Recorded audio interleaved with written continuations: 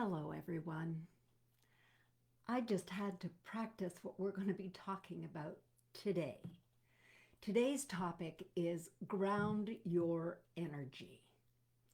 I was all ready, and I didn't even get to put a description in. The doorbell rang, and it was the electrician for my kitchen reno. He was scheduled for 2 o'clock.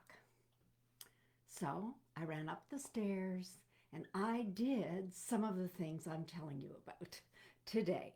Ground your energy.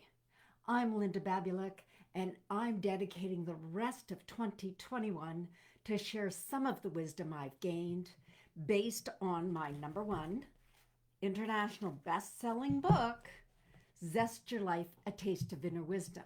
Now, it's available on Amazon. Just be really careful what link you choose. I priced it lower than the other sellers, and I don't get anything if you buy it from the other seller. Check that the publisher's Linda Babulic. Check that it's the lowest price you can get. I put it in there for a good deal for you. So we talked about the alchemy of energy yesterday, the alchemy of energy on Monday, and then yesterday we talked about the chakras. And we're going to continue that conversation next week. I'm giving you cumulative samples of everything to start with and get you in gear. So let's face it, the energy of the last 20 months, pretty wonky. And it can unplug even the best of us. So your energy is responding to these teachings. And sometimes your energy whirls when it's contracting or expanding. So when you're presented with new information or even familiar information in a new way, it's perfectly natural to either contract. There's some resistance to what are chakras, what are oracle cards. Is this witchcraft? It's not, I assure you. So there may be some resistance to the material or to expand, and then you expand too fast. And it's like you took a big gulp of air in a hurricane force winds, like it's just, and you can't exhale. So physically, you may have the jitters and you get lightheaded and you can't calm down. Yep. Mentally, you may be unable to focus. You might feel burnt out. Emotionally, you might be telling yourself stories, feeling like a victim. And we're going to talk about the codependency triangle next week. So have you ever been to a presentation or a talk where the person wasn't grounded and they were just all over and they come off as disheveled because they are, because their energy is not grounded, so nothing is going well? Compare that to someone who exudes confidence with that attractive magnetic energy. You know, wow, that person's got a really good vibe. So who do you want to do business with? Who do you want to work with? Who do you want to hire? Who do you want to have a relationship with? Someone that you're constantly peeling off the ceiling, and you don't want to be that person. How many times have you heard that expression? Calm down. That won't calm anybody down, but these techniques that I'm talking to you about today will. So it's super important to be able to put yourself in balance and to ground your energy. And the faster you do it, the more often you do it, the faster you'll do it, the more proficient you'll be at it. So today I'm giving you a few quick and easy tools to ground your energy. The first thing you have to do is do this with intention. Of course, the intention of grounding and connecting to yourself. We're going to use the 4 elements: air, fire, water, and earth. So with air, if you're breathing, all that rapid short breathing, it makes you lightheaded. So you want to take a deep breath, and breathing involves exhaling. Breathe in and out 3 times. And you really want to just focus on the feeling of your breath going in and the feeling of your breath completely being pushed out. You know, have you ever thought yourself into an absolute fear? This is a quote from my book. Worrying about why someone is late or they didn't call while you make up terrible scenarios until you're almost physically ill. What a waste of energy it is to tell yourself those stories. So when you feel that emotionality starting in your abdomen, it moves up to your chest, it's constricting your throat. Breathe into your chest. Push the air to your abdomen and to your womb space. Remember, I told you yesterday, 2 fingers width below the belly button, inside the body, closer to the spine, is your chi point. You want to breathe those long, deep breaths to give you power and energy. It provides more oxygen to the brain when you breathe deeply. Fire is the next element. A crackling fire is so grounded. You could just sit there and watch the fire and just calms you right down. We love campfires. You could turn on your fireplace if you have one, or do what I do every morning. And we're going to talk about rituals also next week. I have this pretty little candle holder and it has stars. I light my candle in there every day and I say thank you. You have to fill your life with gratitude. I say thank you that I have these beautiful candles, that I have this candle holder. And every day I light my candle. It inspires me. The next element is water. So words that you've heard, and again, this is from my book, the words that you've heard and spoken very likely have left wounds. In fact, researchers have studied the importance of words and their impact on water. It's important because 60% of the human body is water and 75% of the human brain is water. And it's not a stretch then to conclude that words have impact on the body. And be kind to your water. Drink plenty of water. And as you drink the water, I love using my beautiful tumbler that my granddaughters made for me. It's got orange Swarovski crystals in there and all kinds of great stuff. Say thank you for the water. We're so fortunate.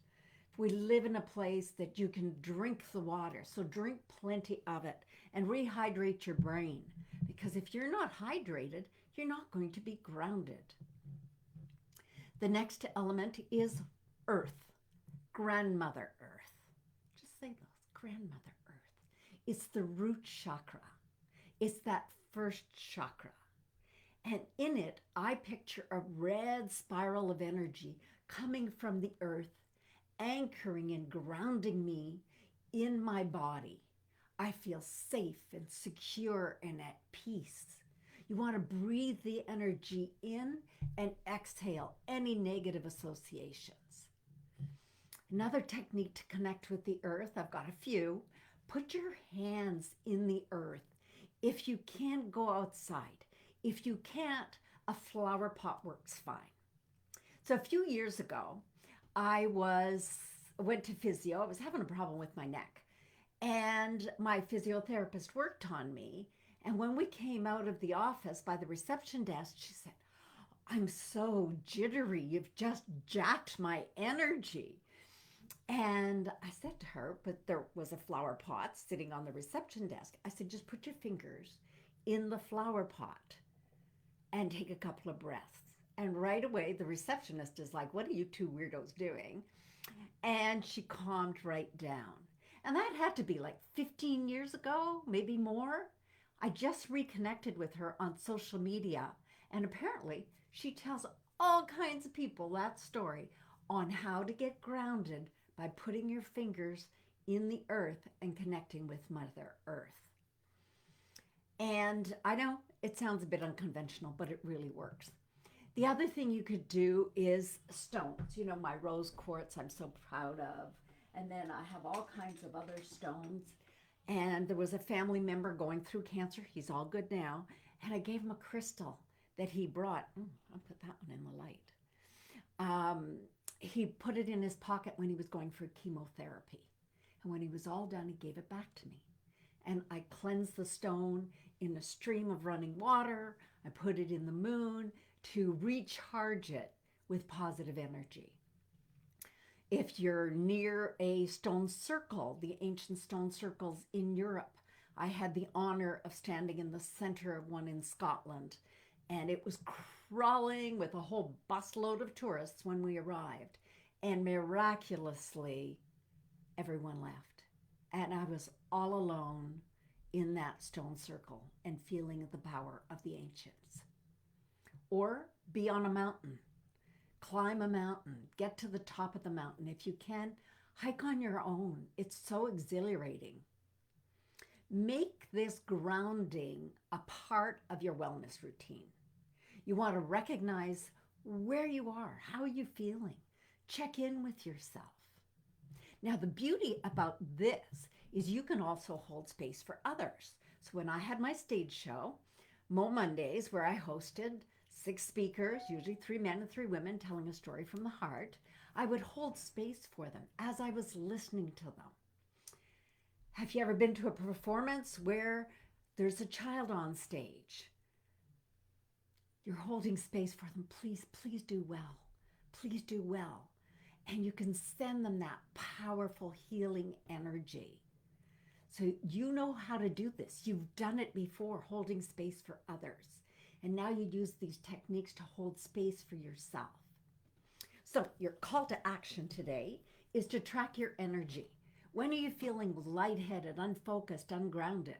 I do a meditation every morning, and I connect to the divine. And then you want to see when you're feeling solid and focused and grounded. You want to watch the interview that I did. It's on my YouTube channel. And when you go there, subscribe, there's playlists. The playlist for these materials is under the Shamanic Wisdom playlist, but go to the playlist marked media. Now I've highlighted an interview that I did with Violet Diala, the founder of FemCity, and we talked about mindset. And in it, I give you a technique: the head, the heart, the womb. So you need to watch the video, because I decided to do the elements today, because you can watch that over there, and I don't want to repeat myself. So join the YouTube channel. Tomorrow is Thursday, November 11th. It's Remembrance Day. I would like you to just take a moment to remember those who served. Yeah, pretty crappy. And there's still so much of that going on now. You know, they're still feeling the effects. There are still people that are serving now. And we want to just remember those people and thank them. The 11 a.m., 11:11 a.m. and 11:11 p.m. on November 11th, the 11th month, is a very powerful portal and a spiral of energy. So activate your chakras by breathing in, check into each color. You're on your own tomorrow, because I'm not infringing on those spaces at 11 o'clock. And clear your calendar for 11 a.m. every day next week. Now, in conclusion, I want to share a quote from my book. Combine 2 quotes. And I'll post this. A quiet awakening is underway across America as women are coming together to worship, to tell their stories, and to find their place spiritually. Spirituality gives us hope and allows for the possibility that when we open our hearts, we can manifest our desires. Our dreams will come true, and the unexplained will happen. Expect the magic to happen, and it does. One of the easiest ways to get to your core spiritual zest comes from reflecting on times when you were in that space, experiencing that feeling.